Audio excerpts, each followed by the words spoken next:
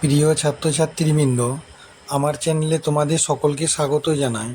আজ তোমাদের কাছে যে প্রশ্ন উত্তরটি এনেছি সেটি উচ্চ মাধ্যমিক চতুর্থ সেমিস্টার ভোকেশনালের বাংলা কবিতা ভুলে যাব না থেকে। এখানের থেকে একটি 5 নম্বরের প্রশ্নের উত্তর করতে হবে। সেই সঙ্গে এই প্রশ্ন উত্তর দেখার সাথে আমার চ্যানেলে নতুন হয়ে থাকলে চ্যানেলটিকে সাবস্ক্রাইব করে দিও। আর যদি আমার চ্যানেল থেকে তোমরা প্রশ্ন উত্তরগুলো পেয়ে উপকৃত হও তাহলে বেশি বেশি করে একটু শেয়ার করে দিও। দেখো আজকের প্রশ্ন, ভোজের পাত পেতে রেখেছে ধুরন্ধর শিয়াল কার লেখা কোন কবিতার অংশ? ধুরন্ধর শিয়াল কাদের বলা হয়েছে? তারা কিভাবে ভোজের পাত পেতে রেখেছে আলোচনা করো। পদাতিক কবি সুভাষ মুখোপাধ্যায় রচিত ভুলে যাব না কবিতা থেকে আলোচ্য অংশটি নেওয়া হয়েছে। আলোচ্য অংশে ধুরন্ধর শেয়াল বলতে ভণ্ড স্বার্থপর দেশ নেতাদের কথা বোঝানো হয়েছে। দেশভাগের কারণে ছিন্নমূল মানুষ ফেলে এসেছে তাদের জমিজমা বাড়িঘর এবং এপার বাংলায় তাদের অস্তিত্ব রক্ষা সংগ্রামে সামিল হয়েছে। এই কঠিন পরিস্থিতিতে ভণ্ড সুবিধাবাদী দেশনেতারা নিজের আখের গোছাতে ব্যস্ত।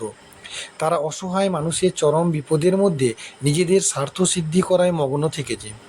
ভোজের পাত বলতে খাবার ব্যবস্থাকে বোঝানো হয়। এখানে রাজনৈতিক নেতা তথা দেশ নেতারা ধুরন্ধর শেয়ালের মতো নিজেদের স্বার্থ চরিতার্থ করছে উদ্বাস্তু মানুষের বিপদের সুযোগ নিয়ে। সুযোগ সন্ধানী দেশনেতারা সাধারণ মানুষের সামনে লোভের ফাঁদ তৈরি করে সাধারণ বিপন্ন মানুষ সেই ফাঁদে আটকে পড়ে। ভোজের পাত বিশেষ অর্থে ভণ্ড স্বার্থপর দেশনেতাদের তৈরি করা প্রলোভনকে বোঝায়। সাধারণ অসহায় মানুষকে প্রলোভনের ফাঁদে বন্দি করে সুযোগ সন্ধানী অর্থলোভী ক্ষমতালোভী দেশনেতারা খুব সহজেই নিজেদের স্বার্থ সিদ্ধি করে। দেশভাগের রাজনৈতিক পরিমণ্ডলে এই অনিবার্য পরিস্থিতির সৃষ্টি হয়েছিল।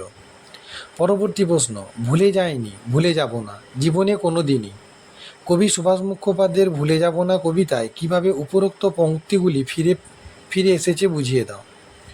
উত্তর দেখো, পদাতিক কবি সুভাষ মুখোপাধ্যায় রচিত ভুলে যাব না কবিতায় উদ্বাস্তু ছিন্নমূল মানুষের যন্ত্রণার ছবি এবং তাদের লড়াইয়ের কাহিনী তুলে ধরেছেন। বাংলাদেশের মুক্তিযুদ্ধের সময়ে ছন্ন ছাড়া উদ্বাস্তু মানুষের সংগ্রামের কথা কবি কখনো ভুলে যেতে পারেননি, ভুলে যাবেনও না কোনো দিনও। অসহায় উদ্বাস্তু মানুষ মাটিতে পা ফেলে আকাশে হাত তুলে মিছিলে এগিয়ে চলেছে। হাতে হাত বেঁধে তাদের সংগ্রাম দেখে কবি বলেছেন, ভুলে যায়নি ভুলে যাব না জীবনে কোনো দিনই। দেশভাগের ফলে অসংখ্য মানুষ হারিয়েছে তাদের জমিজমা বাড়িঘর। ওপার বাংলার মানুষ সারি বেঁধে চলে এসেছে এপার বাংলায়। নদীর পাড় ভাঙার মতোই মানুষের জীবনের অবস্থান বদল ঘটেছে। নৌকায় করে তারা পৌঁছে যায় বন্দরে, ডাঙায় পৌঁছে চা খায়, গলা মিলিয়ে সমবেত কণ্ঠে গায় মা আমার বন্দিনী। কবি কোনো দিনই ভুলে যাননি, এসব কথা ভুলে যাবেনও না কোনো দিনই।